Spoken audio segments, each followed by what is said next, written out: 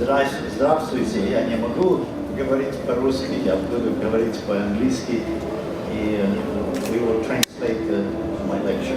И будем переводить лекцию.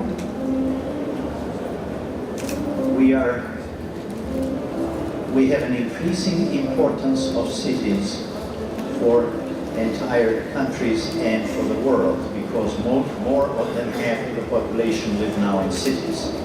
Важность городов для стран и по всему миру возрастает, потому что более половины населения сейчас живет в городах. The importance of having livable cities is becoming greater and greater, and because the soundness or vitality of cities really determines the vitality of entire countries. Все важнее и важнее становится удобство городов для жизни, потому что здоровая, нормальная жизнь в городах определяет здоровье жизни во всей стране. What do we mean by livable cities? We mean basically three characteristics. Под удобством для жизни мы в основном понимаем три характеристики. The city should be economically sound and viable. Город должен быть экономически здоров и жизнеспособен. That means either strong industry or office businesses or tourism, whatever it is, and residential good conditions. Это значит либо сильная промышленность, либо офисная деятельность, либо туризм или что-то еще, и хорошие условия проживания. The second element is socially sound relations, that we do not have racial problems, different economic classes separate in the city, and so on. Вторая характеристика – это здоровые социальные отношения, чтобы не было расовых проблем, конфликтов между различными социальными классами и так далее. And the third one is really livability as we as persons feel. Do we like to be in the city and walk in the city, or do we avoid the city? И третье – это то, как мы, люди, себя ощущаем. Нам нравится быть в городе, находиться в нем, или мы избегаем города. We therefore call livability or quality of life in cities. Поэтому вот это мы называем удобством или качеством жизни в городах. We will now focus on transportation, because in recent decades we have noticed how transportation changed, and these changes in transportation greatly changed the character and livability of cities. Мы сейчас будем говорить о транспорте, потому что за последние несколько десятилетий мы наблюдаем в транспортной ситуации очень сильные изменения, и это очень сильно изменило вообще жизнь в городах. What happened was that still end of the 19th century, about 1890, we for the first time introduced motorized vehicles, that was electric tramway at that time, which allowed us to travel much faster and more efficiently than walking or using the horses. Что случилось? Это то, что в 1890 году или примерно тогда у нас впервые вошли в обиход транспортные средства с мотором, что позволило путешествовать и передвигаться гораздо быстрее и эффективнее, чем пешком и на лошадях. The availability of общественный transport, which is motorized and fast, had a great influence on the growth of cities and improved conditions where people could choose the residences and work.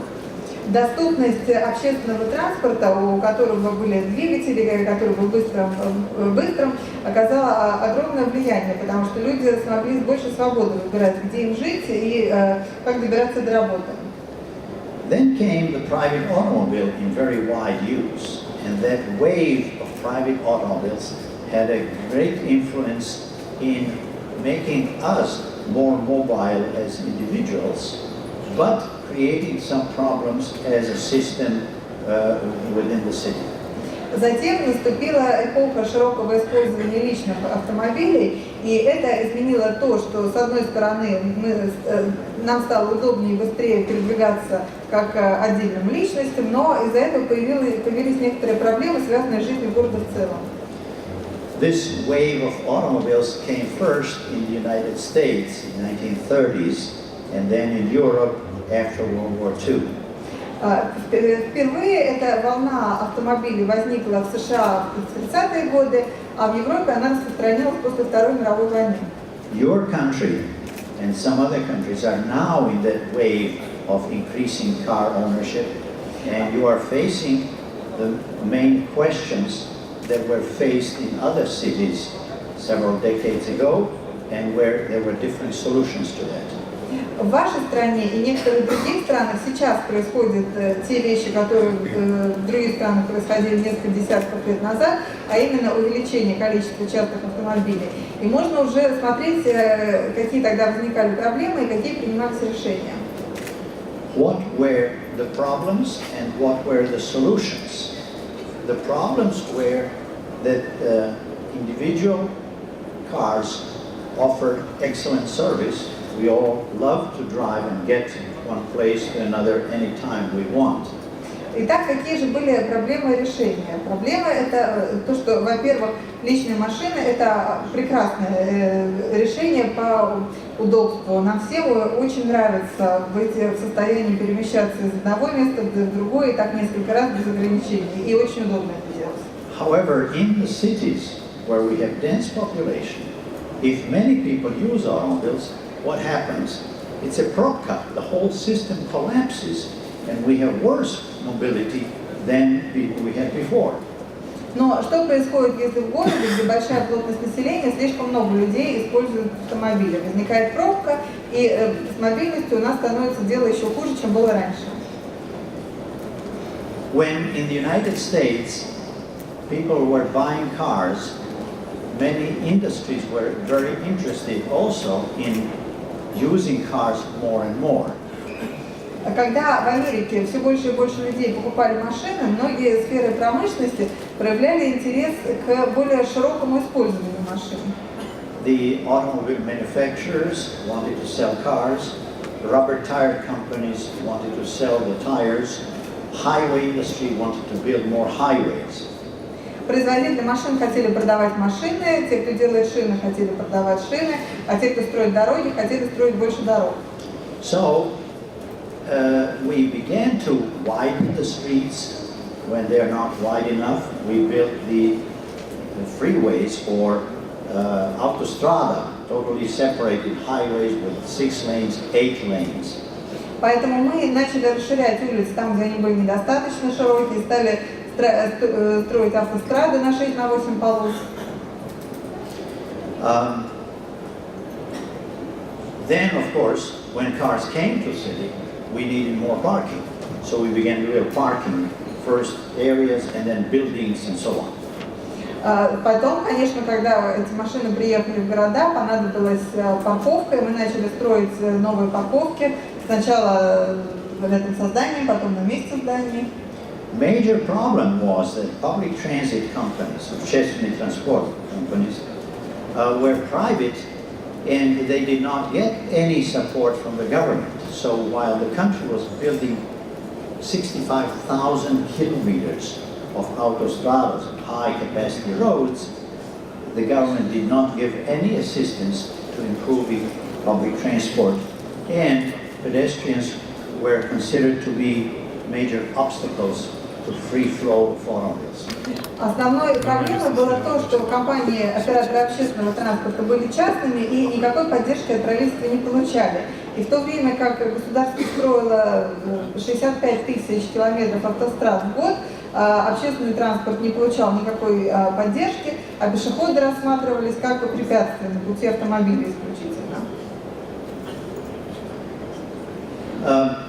So for some time, most American cities in the whole country really tried, as its goal, to adjust the cities to transportation, and that transportation was considered to be private automobile. То есть в течение определенного времени многие американские города честно пытались приспособиться к системе транспорта, и этот транспорт был личный автомобиль. That was a very simple and not very constructive solution, because first of all, automobile cannot offer services to everybody. there are about 30% of families or people who do not own cars or do not drive. Это было очень простое, но не очень конструктивное решение, потому что, во-первых, автомобиль доступен не всем. Примерно 30% людей не имеют машин или не водят их. So in real life, we had two classes of citizens, those who drive and have cars, and those who do not drive or do not have cars. They were economically suppressed and often in a situation that they could not get to their jobs. То есть люди де-факто разделились на два класса. Те, у кого есть машины, кто их водит, и те, у кого их нет, кто не водит. Эта вторая категория экономически подавлялась и часто даже не имела возможности добраться до работы. In addition, the cities had more and more highways, elevated highways, garages, and so on. They became very unfriendly to people and pedestrians. Кроме того, в городах становилось все больше хайвеев, в том числе на высоте, все больше гаражей, и стали они очень неприятными для людей и пешеходов. This is not a theory. I could take you to many, especially medium-sized cities in the United States, where in center city, many more buildings are garages or empty parking lots and streets than all other buildings where people live and work. Это не теория. Я могу вам показать огромное количество американских городов, особенно среднего размера, в которых центр города заполнен гаражами, парковками, и их гораздо больше, чем любых других зданий. We still have the problem that less than 10% of children walk to their schools. They must be driven, and then we complain about pробка. Around every school we have congestion. У нас все еще есть такая проблема, что менее 10% детей ходят в школу пешком. Их надо туда возить. И потом мы жалуемся на то, что у нас вокруг школ сплошная пробка. We in the United States then said we cannot only build for highways, and we also noticed that the cities which built most of these highways have more congestion rather than less, while cities which developed public transport and highways have much less property. Мы в США наконец поняли, что мы не можем только строить одни хайвеи, и было отмечено, что в городах, где строятся только хайвеи, пробок больше, чем в городах, где строятся и хайвеи, и развивается общественный транспорт. In European countries, they also noticed that we build more streets and more parking, and there are more cars and more pробки. So where do we go? What should the city look like? В европейских городах тоже заметили, что вроде строим все больше дорог и больше парковок, а машин все больше и пробок все больше. То есть куда же мы движемся и как должен выглядеть город? And the most significant study was made in Germany, where a government appointed a committee of experts to decide what should be our policy toward transportation in cities. Самое большое исследование было проведено в Германии, где правительство назначило экспертную комиссию, которая должна была определить, какой же должна быть политика транспортная в городах. Committee very clearly said we cannot have only one mode of transportation. We must use car and public transport and pedestrians, and we must. На втором этаже четвертого павильона работает инвестиционная площадка. Приглашает вас посетить шоу энергоэффективных технологий. We must also have livable cities. They define virtually that we must look at what kind of city we want to have. И комиссия очень четко сказала, что невозможно опираться только на один какой-то вид транспорта. Нам нужны и автомобили, и общественный транспорт, и пешеходы. И, наконец, мы должны смотреть всегда на то, чтобы были удобными для жизни города. Именно это должно определять, какой транспорт мы выбираем. Just a few pictures here. We have cities of different sizes and different densities. If we have extremely high density like in Hong Kong, we must really use high-capacity public transport. That means mostly metro systems, rail systems. Вот всего несколько примеров разных городов с разными характеристиками. Если у нас действительно высокая плотность, как вот здесь, например, в Гонконге, то тогда у нас нет иного выхода, как общественный транспорт большой вместимости, плотности, то есть метро. If we do not use the correct modes for transport, we run into continuous congestion in Mexico, in any city that has this situation. Если мы не выбираем не те виды транспорта, то у нас постоянно пробки. Вот это примерно отсюда Мексика. A study in Britain was made, and so-called Buchanan report said in very large cities we cannot handle everything by cars. So if we have high density, we should put more buses on streets. That, of course, is totally unrealistic, because if you have congestion, people will not leave their cars and go in the bus, which is even slower in the same street. В Британии тоже было проведено большое исследование, так называемый отчет Бьюкенена, и они сказали, что в очень больших городах с высокой плотностью нам не обойтись одними личными машинами, нужно еще запускать на улице побольше автобусов. Это, конечно, решение абсолютно неудачное, потому что если уже пробка, то ни один нормальный человек из машины своей не выйдет, и автобус не перетянет, потому что автобус едет еще медленнее. The German study and Swedish cities, and Austrian, Swiss cities, Singapore and Toronto and so on, they emphasized that if we improve conditions for cars, we must improve even more public transportation. To improve public transportation and make it competitive with the automobile, we must separate it as much as possible from street traffic. Проводились исследования в Германии, Швеции, Сингапуре, Торонто, и все они пришли к выводу, что если мы улучшаем условия жизни для автомобилей, то мы должны еще больше улучшать условия для общественного транспорта и максимально отделять потоки общественного транспорта от автомобилей, чтобы он был конкурентоспособен. So this kind of solution to build only freeways everywhere was reviewed and rejected in many cities. And the promoters of this said, well, we have to look in the future. Look at Los Angeles. Вот это решение строить одни хайвеи, оно исследовалось и оспаривалось в очень многих городах. И те, кто были сторонниками этого решения, говорили, нам же нужно смотреть в будущее, вот посмотрите на Лос-Анджелес. The opponents said exactly. We're looking at Los Angeles. We do not want Los Angelesization of our cities. И их оппоненты говорили, вот совершенно верно, мы смотрим на Лос-Анджелес, а нам такого не надо, мы не хотим лос-анджелизации наших городов. This was in Chicago, trying to bring tens of thousands of people by car into center city of a large city of 6-7 million people. Вот это в Чикаго. Вот к чему привели попытки доставить десятки тысяч человек на машинах в центр большого города с населением 6-7 миллионов человек. Seoul in Korea built a good metro, but on the streets they only had slow buses. And in the last 10 years, they changed the policies to the new type of policies which we call intermodal transportation. That means using different modes of transportation in a coordinated way.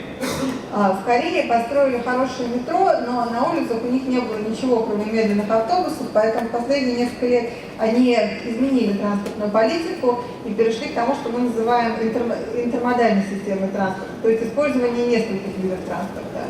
They have now in Center City torn down, destroyed one of the highways, made much more pedestrian-friendly areas, and speeded up buses on the streets so that they are independent of congestion. В центре города они сейчас снесли один хайвей и сделали эту территорию гораздо более удобной для пешеходов и опустили по выделенной линии автобусов, чтобы они могли быстро и независимо передвигаться. Why not to have a city like Los Angeles? This was Los Angeles in 1960. Is this a livable city? Почему нехорошо жить в таком городе, как Лос-Анджелес? Вот так он выглядел в 60-е годы. Вот скажите, этот город удобен для жизни? This happened to some extent also in Europe. In Vienna, which is a very pedestrian-oriented city, they had at one time a lot of parking everywhere. Now they removed that to periphery, improved public transport, and made pedestrian zones. В Европе это тоже было. В какой-то момент в Вене, которая по природе очень пешеходна, было в центре очень много парковок, но потом они это убрали ближе к периферии и улучшили общественный транспорт и сделали больше пешеходных зон. When I came to Moscow 8 years ago, and I see in the city with 10 or 12 million parking totally chaotic, without any control, I was amazed. Когда я несколько лет назад впервые приехал в Москву и увидел, что в городе с населением 10-12 миллионов человек полностью хаотичная парковка без всякого контроля, я очень удивился. Also in St. Petersburg, you have non-unpaid parking in a city with 5 million. You can park on the street and not pay anything if you are lucky to find that space. В Петербурге такая же ситуация. В городе 5 миллионов человек, можно приезжать парковаться где угодно и ничего за это не платить. Если, конечно, вам повезет, вы найдете это место. Fortunately, I have talked to the high officials in Moscow and St. Petersburg, and their planning is coming to start regulating parking, controlling parking, and coordinating parking with street and public transport development. К счастью, я разговаривал с высокими чиновниками в Москве и в Петербурге, и они планируют начать контролировать парковку и координировать ее с другими факторами, со способностью улиц. The experiences are that we have a difference between behavior of individuals and a system efficiency of operation of urban transportation system. Реальность такова, что есть различия между поведением отдельных лиц и эффективностью системы в целом, транспортной системы города. Now, if we look at how people travel, we will have some people always driving cars because it's much more convenient in some situations, or they have to carry some material and so on. Если мы посмотрим, как люди передвигаются, то мы увидим, что определенный процент людей всегда ездят на машине, просто потому что им это нравится и удобно, или нужно что-то перевозить. We will have some 20, 30, 40% of people who will always use public transport because they find it more convenient, reliable, they can use the time, or they do not drive. Мы увидим, что 20-30-40% населения пользуются только общественным транспортом, потому что им это удобнее, они хотят точно планировать время или не хотят заморачиваться с вождением и так далее. It is those 50, 60, 70% in the middle whom we can influence to choose to shift some of the travel from cars to public transport. Но вот на те 50-60%, которые остаются, мы как-то можем повлиять, чтобы иногда кто-то из них предпочтение давал общественному транспорту, а не машине. So we call that intermodal transportation planning, where we are influencing how we divide travel between these two basic systems, and also we encourage pedestrians. We make pedestrian an important element of the city rather than somebody trying to run away from vehicles. И вот так мы строим интермодальную транспортную систему, чтобы работали оба вида транспорта, и заодно поощряем пешеходные передвижения, чтобы пешеходы чувствовали себя полноценными людьми в городе, а не кем-то, кто пытается убежать от машин. We basically adopt then in all cities that are planning intermodal systems. We adopt two sets of policies, two groups of policies. One is disincentives to use of cars. Поэтому во всех городах, которые хотели такую интермодальную систему, мы приняли два вида политик. Первая политика – это демотивация к использованию автомобилей. Not to provide huge parking garages and, like in America, many free parking garages. Free does not mean it is free. It means somebody is paying for you. It's subsidized. Это значит не делать такого огромного количества гаражей, в том числе бесплатных гаражей, которых в Америке было много, но бесплатно это значит, что они не бесплатные, а кто-то за вас платит. We also in some cities now introduce pricing for driving into the center city. В некоторых городах ввели также платный въезд в центр города. What is the problem? The problem is that really in real world we have that the cost of traveling into the city and out, very little of that cost is gasoline or benzene. Что мы имеем в итоге? Что стоимость поездки в центр города и обратно очень маленькую долю занимает стоимость бензина. If we have so-called free parking, it is so cheap to drive that it is cheaper than using the bus or train. Если у нас бесплатная парковка, то ездить на машине так дешево, что это даже дешевле, чем на автобусе. So we give people very low cost automobile.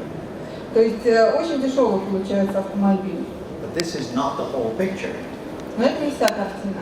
In addition to those costs, we have also other costs, particularly social costs, congestion costs, which all economists analyze. When we add our car to congested street, we increase time of travel for everybody. Но это не все затраты. Есть еще непрямые, неочевидные затраты. Это затраты на пробки. Ведь когда мы выезжаем на своей машине на улицу, то мы увеличиваем пробку для всех. But we as individuals don't care because this is forgotten, put on others, or put on permanent cost in the city from congestion, pollution, and destruction of the city with parking garages. Но мы, как отдельные лица, не обращаем на это внимания, потому что это забывается, это все включается в расходы какие-то другие, или постоянные расходы, постоянные издержки пребывания в городе в целом, пробки, загрязнение воздуха и так далее. This is another reason why we must invest into public transport, because we must compete with marginal, out-of-pocket cost of driving with our transit fares. Это еще одна причина, почему мы должны развивать общественный транспорт. Нам необходимо конкурировать вот с этой маленькой конечной долей личных расходов в вождении личного автомобиля, чтобы все равно было конкурентоспособно. People decide on this basis and cause the costs like this to the city. Люди смотрят вот на это и разбивают расходы для города вот таким образом. How do we make this more realistic? By taking some of these costs here and putting them up here in charges for parking or for road pricing for driving in the city. So we are just making the costs more direct to the decisions of individuals. Как мы на это можем повлиять? Мы можем часть расходов перенести из нижней части столбика в верхнюю в виде платной парковки, в виде платных дорог, платного въезда, чтобы люди сами могли принимать решения, хотят они платить или нет. In large cities, we have problems sometimes that we abandon tramway and we stay only with bus on the street and the metro. В некоторых крупных городах возникла такая проблема, что бросили на произвол судьбы трамвай и оставили только автобус и метро. This bus requires low investment, but it performs very low service, very unreliable service. Автобус не требует больших инвестиций, но он очень ненадежен. Metro is excellent, but we cannot have metro every 500 meters. It's too expensive. Метро это прекрасно, но мы не можем строить метро через каждые 100 метров. Это слишком дорого. So in large cities, we do much better if we have another set of modes in the middle. Some that have better performance than buses, but lower investment than metro. They cover this area. То есть в крупных городах нам будет гораздо лучше, если мы найдем еще какой-то третий вид транспорта, который будет работать эффективнее, чем автобусы, но стоит дешевле, чем метро. That is why in many cities we have had construction of легкий metro or light rail transit, which is greatly changed from tramway. It's similar mechanically to tramway, but it is separated, faster, more reliable, comfortable, and really revives the city. Поэтому во многих странах выбрали так называемое легкое метро или легкорельс, который механически произошел от трамвая, но очень далеко ушел от него, он удобен, быстр, эффективен и по-настоящему возвращает город в жизнь. We also improve buses if we can separate it from other traffic. Кроме того, автобусы тоже выглядят значительно лучше, если их можно отделить от основного трафика. Many cities went to this situation and now built later the metro and changed the entire quality of service in the city and created more balanced transportation. Многие города выбрали вот этот вариант легкого метро, и города действительно преобразились, и транспортная система стала намного более сбалансированной. In France, Great Britain, Spain, they abandoned all tramways. That's old-fashioned and so on. Now, they are finding that tramway, coordinated with others, with redesigned city, with better role for public transport, they are reviving and creating more livable cities. There are over 20 cities in France with new light rail or light metro. 20 cities in Spain, in the United States. Во Франции, Великобритании, Испании сначала отказались от трамвая как чего-то старомодного, а потом обнаружили, что если вернуть трамвай в виде легкого метро, то есть чтобы он был другим и был скоординирован с другими видами транспорта, то это полностью трансформирует город, город становится более удобным для жизни, и теперь десятки таких городов в каждой стране, в которых этот вид транспорта преобладает.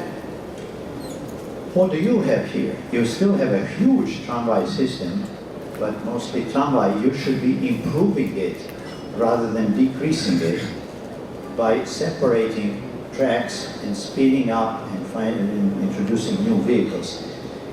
It is not as good as metro, but it is much better than bus on the street in mixed traffic. У вас же в городе до сих пор сохранилась разветвленная хорошая трамвайная система, и вам надо ее развивать и улучшать, вместо того, чтобы от нее отказываться. Несмотря на то, что трамвай связан с другим трафиком, все-таки это гораздо лучше, чем автобус, который стоит в общей пробке. So many cities which destroyed tramways 40 years ago are now building new light rail. The only country which is still abandoning some tramways is Russia. So be careful, do not repeat the same mistake. Поэтому в то время как очень многие страны, которые в свое время отказались от трамвая, сейчас его возрождают и строят легкорельс, Россия остается единственной страной, в которой по-прежнему трамвай угнетается. Будьте очень осторожны, не совершите эту ошибку. So we have many different modes now in urban transportation, buses on streets, trolleybus in Switzerland, and you have excellent trolleybuses also.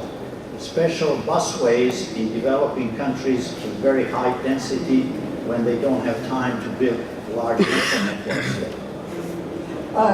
У нас в разных городах сейчас можно увидеть самые разные транспортные системы. Это и автобусы, и трамваи, и автобусы, ездящие по выделенным линиям, там, где пока нет средств построить другую систему. Then we had this tramway in the street, and then gradually upgraded, separated partially or fully to make it independent of traffic and much more attractive. Трамвай сначала ездил вместе со всеми по улицам, а потом был отделен либо частично, как на предыдущей фотографии, либо полностью, чтобы быть полностью независимым от остального трафика. Many cities in Europe did this, in Switzerland, Germany, Austria, Netherlands. Это сделали в Европе очень многие города, в Германии, Швейцарии, Австрии, Нидерландах. We in the United States found, we need better public transport, but metro is too expensive, so we should build maybe light rail of high quality, and we did that in many cities.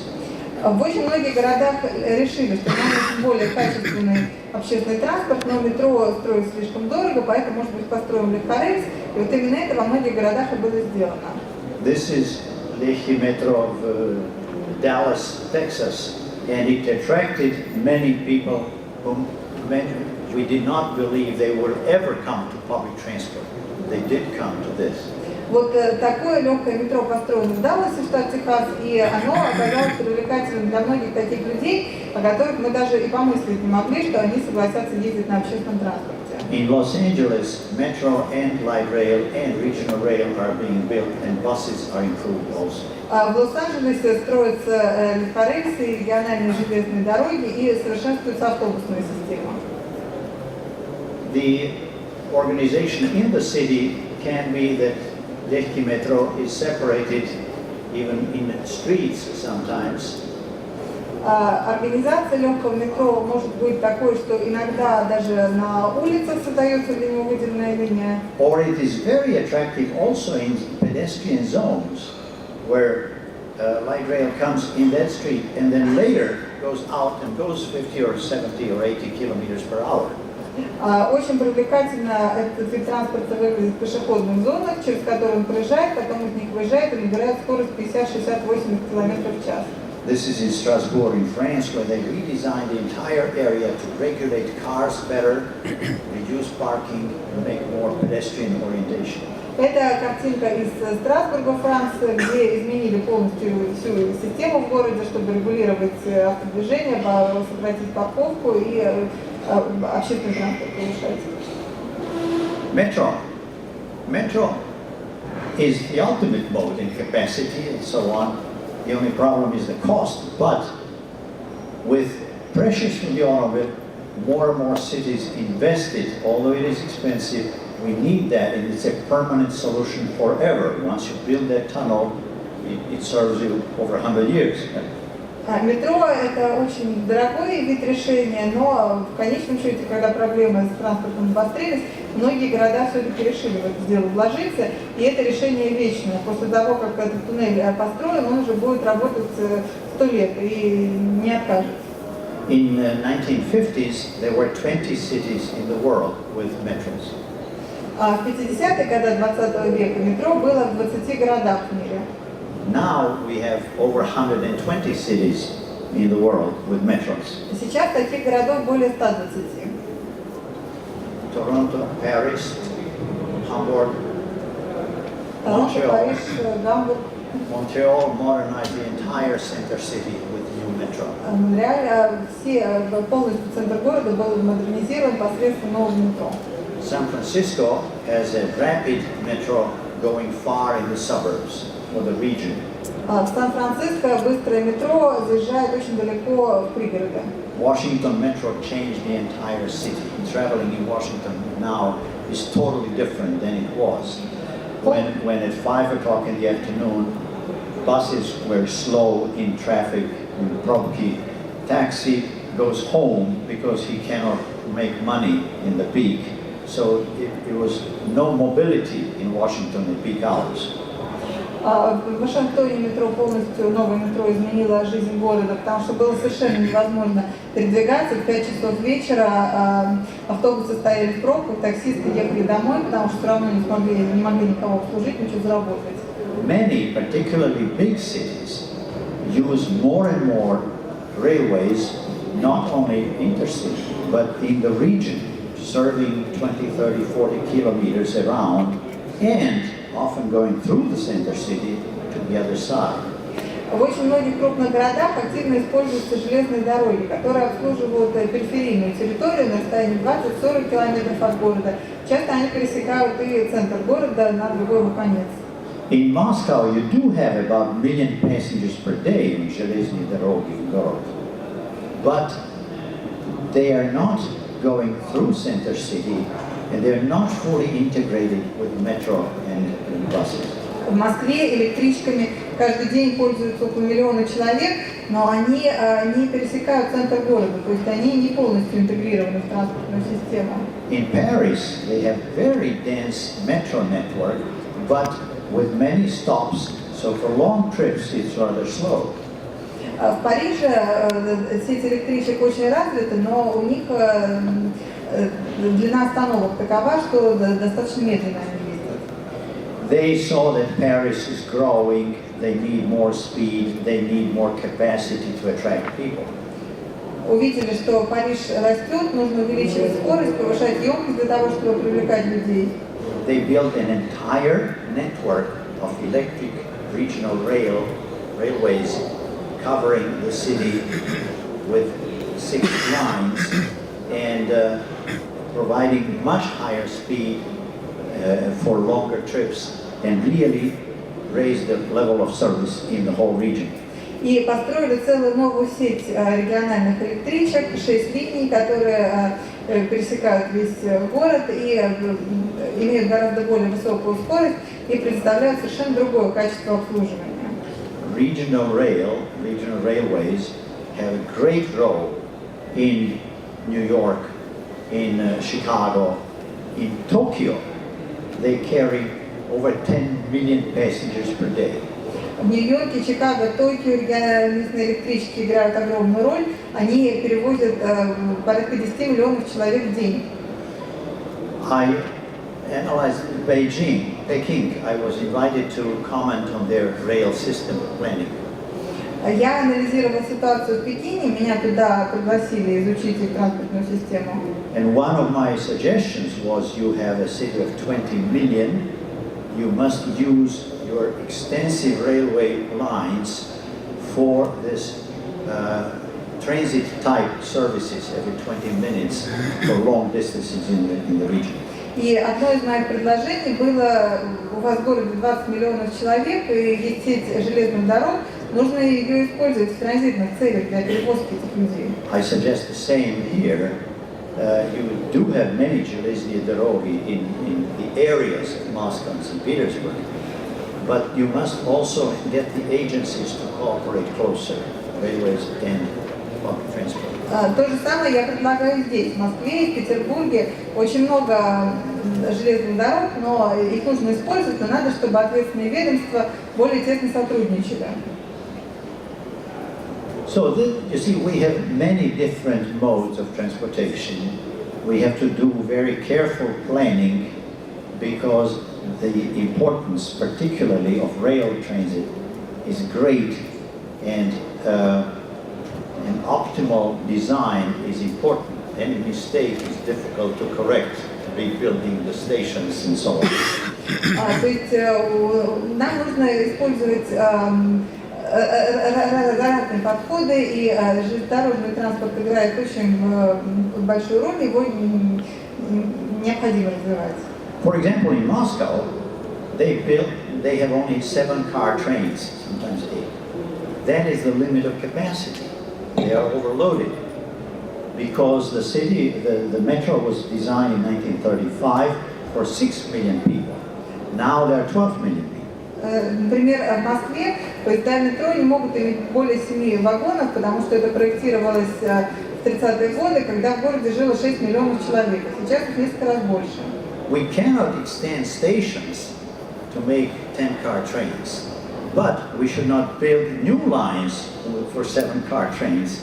We should go to 10 cars at nearly very little increase in cost and great increase in capacity. Мы, конечно, не можем удлинить станции метро, чтобы там помещали 10 вагонов, но новые станции мы уже не должны строить на 7 вагонов, а должны на больше. Это лишь незначительно повышает расходы. Very briefly, running out of time, Коротко, потому что заканчивается время. we have one type of problems in developing countries, in transportation and cities. That's a separate issue. Есть отдельный вид проблем в развивающихся странах с городским транспортом. Это отдельная тема. We have many cities in the world which are still saying, well, if it's a large city, many people have cars, then it's logical that we have congestion. We have to live with that kind of congestion. Очень многие говорят, ну, если город большой, много у кого машин, так это логично, что пробки, у нас всегда будут пробки.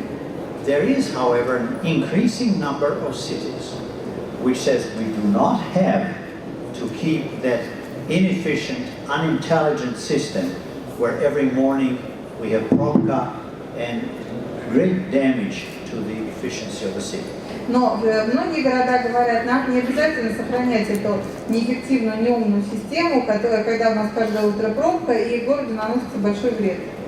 these cities, like Singapore and Stockholm, Vienna, Stuttgart, Munich especially, they are very different from the congested cities which are not having planned transportation policy. Такие города, как Цюрих, Стокгольм, Вена, Штутгарт, Мюнхен особенно, очень сильно отличаются от городов, которые забиты пробками, у которых нет продуманной транспортной политики. Most of them have used these two sets of policies, improving public transport